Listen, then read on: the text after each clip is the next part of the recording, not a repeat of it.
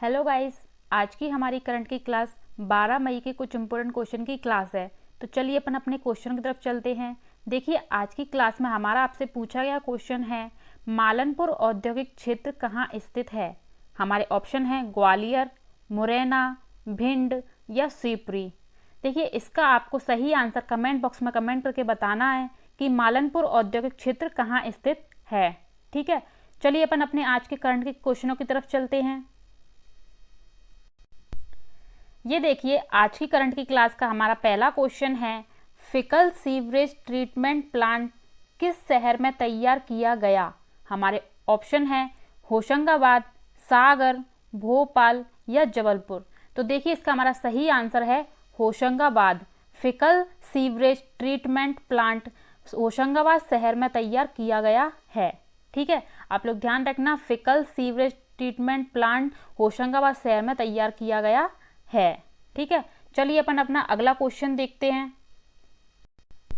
ये देखिए, हमारा अगला क्वेश्चन है, हाल ही में मध्य प्रदेश के बीजेपी विधायक व पूर्व मंत्री जुगल किशोर का निधन हो गया है। ये किस विधानसभा से निर्वाचित हुए थे। तो एक ही हमारे ऑप्शन है रैगाव, जोवट, जौरा या गरोट। तो देखिए, ये इसका हमारा सही आंसर है रैगाव। हाल ही में मध्य प्रदेश के बीजेपी विधायक व पूर्व मंत्री जुगल किशोर का निधन हो गया है। ये रैगाव विधानसभा से थे। रैगाव विधानसभा सतना जिले में है, सतना जिले से। जोवट, जोवट हमारी अलीराजपुर, अलीराजपुर।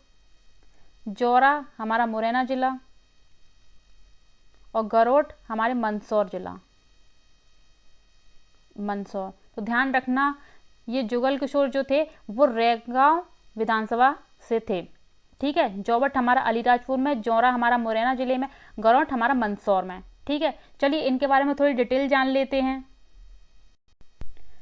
ये देखिए, सतना जिले की रैगाव विधानसभा सीट से भाजपा विधायक एवं पूर्व मंत्री जुगल किशोर बागरी का सोमवार को निधन हो गया। जुगल किशोर बागरी उमा भारती के कार्यकाल में मंत्री रहे हैं और जुगल किशोर 5 बार विधायक भी रहे हैं।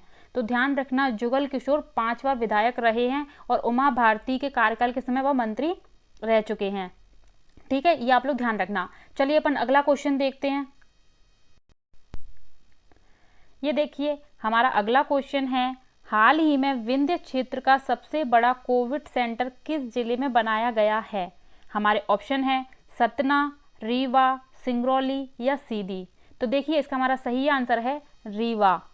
हाल ही में विंध्य क्षेत्र का सबसे बड़ा कोविड सेंटर हमारे रीवा जिले में बनाया गया है। ठीक है, चलिए अपन इसके बारे में थोड़ी डिटेल जान लेते हैं। ये देखिए, विंध्य क्षेत्र का सबसे बड़ा कोविड सेंटर रीवा के जेपी नगर में तैयार किया गया है, जिसमें 400 बिस्तर के साथ ऑक्सीजन युक्त 50 बेड बनाए गए हैं। साथ ही उपचार कराने वाले रोगियों को भोजन, चाय, नाश्ता, पानी व दवाओं की व्यवस्था जेपी संस्थान द्वारा की जाएगी। इस कार्य का सोमवार की दोपहर पूर्व मंत्री एवं विधायक रीवा राजेंद्र शुक्ला, विधायक Semariya KP Tripathi, collector doctor Ilaiya Raja T ने सरदार पटेल विद्यालय जेपी नगर में बनाए गए कोविड सेंटर की व्यवस्थाओं का जायजा लिया है। ठीक है, तो आप ध्यान रखना, विंध्य क्षेत्र का सबसे बड़ा कोविड सेंटर रीवा जिले में बनाया जा रहा है, जिसमें 400 बिस्तर के साथ ऑक्सीजन युक्त 50 बेड बनाए जाएंगे। ठीक है, आप लोग ये ध्यान रखना। चलिए अपन अगला क्वेश्चन देखते हैं। ये देखिए, हमारा अगला क्वेश्चन है, सेफ सिटी कार्यक्रम का क्रियान्वयन मध्य प्रदेश के कितने शहरों में किया जा रहा है। हमारे ऑप्शन है 6, 7, 8 या 9। तो देखिए, इसका हमारा सही आंसर है 6। सेफ सिटी कार्यक्रम का क्रियान्वयन मध्य प्रदेश के 6 शहरों में किया जा रहा है। बात करें वो 6 शहर कौन कौन से हैं, तो भोपाल, इंदौर, जबलपुर, ग्वालियर, छतरपुर और छिंदवाड़ा। ठीक है, सेफ सिटी कार्यक्रम का क्रियान्वयन मध्य प्रदेश के 6 शहरों में किया जा रहा है और वह भोपाल, इंदौर, जबलपुर, ग्वालियर, छतरपुर और छिंदवाड़ा, इन 6 शहरों में किया जा रहा है। और इसकी घोषणा मध्य प्रदेश के मुख्यमंत्री शिवराज सिंह चौहान ने की है। ठीक है, चलिए अपन अगला क्वेश्चन देखते हैं।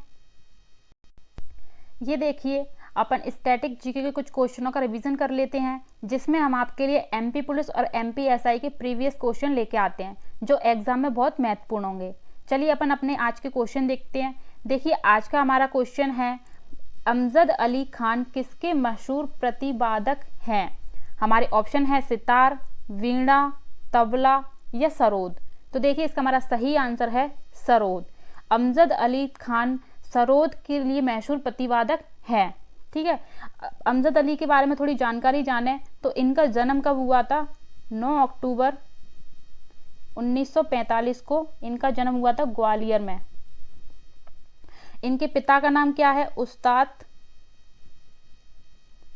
हाफिज अली। ठीक है, ध्यान रखना, अगर इनके पिता का नाम पूछा जाए तो उस्ताद हाफिज अली। इनका जन्म कब हुआ था? तो 9 अक्टूबर 1945 को अमजद अली खान का जन्म हुआ था और इन्होंने ही सरोद संग्रहालय के नाम पर सरोद घर की स्थापना की थी ग्वालियर जिले में ही। बात करें इन्हें कैसे सम्मानित किया गया है, तो इन्हें भारत सरकार ने 1991 में पद्म भूषण से सम्मानित किया था। पद्म भूषण से सम्मानित किया था। 2001 में पद्म विभूषण से सम्मानित किया था, पद्म विभूषण से। और 1975 में इन्हें पद्मश्री से भी सम्मानित किया गया है, पद्मश्री से। ठीक है, आप लोग ध्यान रखना, 1991 में इन्हें पद्म भूषण से सम्मानित किया गया, 2001 में पद्म विभूषण से और 1975 में पद्मश्री से सम्मानित किया गया है। ठीक है, तो ध्यान रखना, अमजद अली खान सरोद वादक मशहूर प्रतिवादक हैं। ठीक है, चलिए अपन अगला क्वेश्चन देखते हैं। ये देखिए, हमारा अगला क्वेश्चन है, मध्य प्रदेश के किस जिले में गन कैरेज कारखाना स्थित है? हमारे ऑप्शन है बड़वानी, ग्वालियर, जबलपुर या भोपाल। तो देखिए, इसका हमारा सही आंसर है जबलपुर। मध्य प्रदेश के जबलपुर जिले में गन कैरेज कारखाना स्थित है। ठीक है, जबलपुर को हम मध्य प्रदेश की संस्कार और न्यायिक राजधानी कहते हैं, आप लोग ध्यान रखना। और यह एक रक्षा संबंधी कारखाना है। गन कैरेज एक रक्षा संबंधी कारखाना है जो जबलपुर में स्थित है। ठीक है, ध्यान रखना, ये एमपी पुलिस और एमपी एसआई दोनों में ये क्वेश्चन पूछा गया है। इंपोर्टेंट क्वेश्चन है, एग्जाम में पूछा जा सकता है, तो ध्यान रखना। चलिए अपन अगला क्वेश्चन देखते हैं। ये देखिए, हमारा अगला क्वेश्चन है, बेतवा नदी किन राज्यों के मध्य से बहती है? हमारे ऑप्शन है केवल मध्य प्रदेश और उत्तर प्रदेश, मध्य प्रदेश और छत्तीसगढ़, मध्य प्रदेश और राजस्थान। तो देखिए, इसका हमारा सही आंसर है मध्य प्रदेश और उत्तर प्रदेश। बेतवा नदी मध्य प्रदेश और उत्तर प्रदेश राज्यों के मध्य से बहती है। बात करें बेतवा नदी की, तो बेतवा नदी हमारे रायसेन जिले के कुमरा गांव से निकलती है। रायसेन जिले के कुमरा गांव से निकलती है और यूपी में हमीदपुर के निकट यमुना में मिल जाती है। यूपी के हमीदपुर के निकट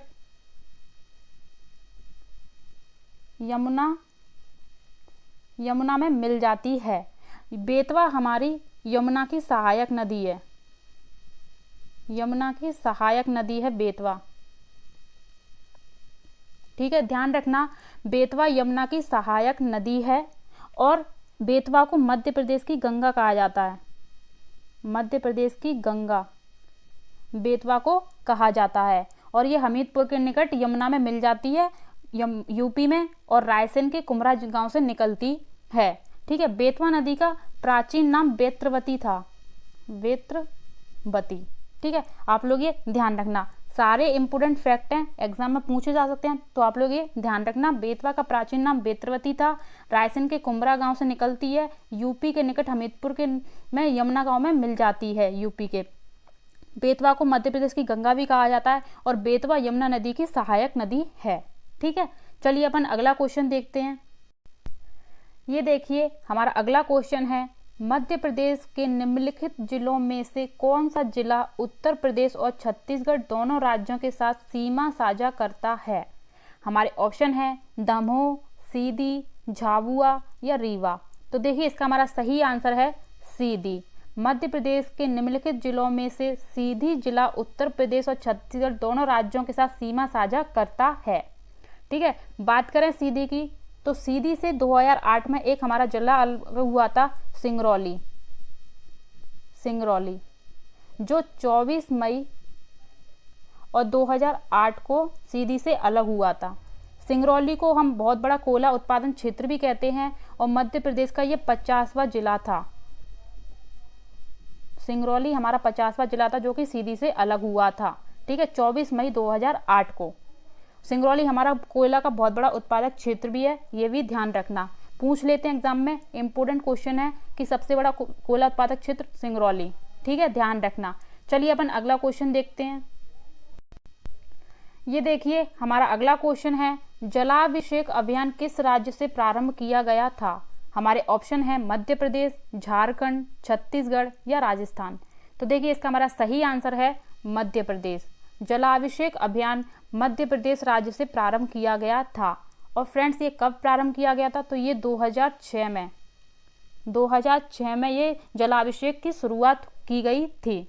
ठीक है, तो आप लोग ध्यान रखना, जलाभिषेक अभियान मध्य प्रदेश राज्य से प्रारंभ किया गया था और 2006 में इसकी शुरुआत हुई थी। ठीक है, चलिए अपन अगला क्वेश्चन देखते हैं। ये देखिए हमारा अगला क्वेश्चन है, कृष्णराव पंडित का गायन कौन से घराने से संबंधित है? हमारे ऑप्शन है मेहर घराना, ग्वालियर घराना, इंदौर घराना या इनमें से कोई नहीं। तो देखिए इसका हमारा सही आंसर है ग्वालियर घराना। कृष्णराव पंडित ग्वालियर घराने से संबंधित हैं। ठीक है, तो बात करें कृष्णराव पंडित के बारे में, तो इनका जन्म कब हुआ था? तो इनका जन्म हुआ था 26 जुलाई 1894 में इनका जन्म हुआ था। इनकी मृत्यु कब हुई थी? तो 22 अगस्त 1939 में इनकी मृत्यु हुई थी। ठीक है, तो इनका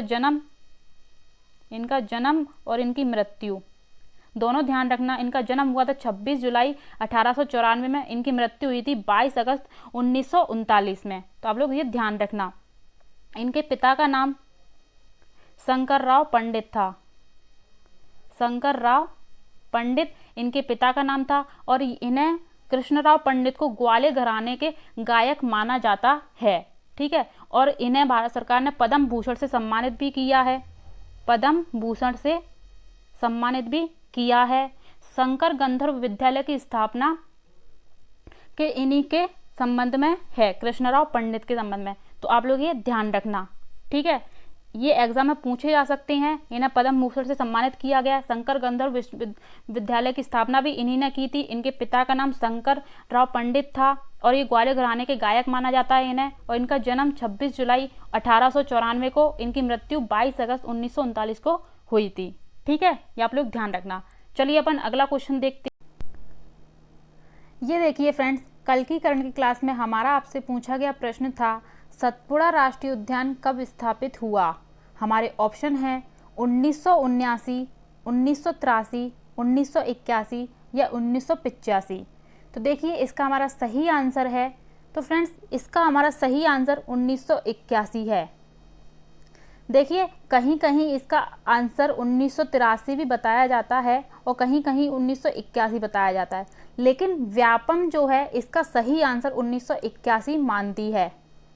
ठीक है, ये MPSI में पूछा गया प्रश्न है, MPSI में, जिसमें व्यापम ने इसका सही आंसर 1981 को माना है। लेकिन बात करें 1983, तो ये कहीं कहीं किसी बुक्स में 1983 बताया जाता है और किसी में 1981 बताया जाता है। तो आप कंफ्यूज ना होइए, व्यापम इसका सही आंसर 1981 मानता है। तो इसका सही आंसर 1981 है।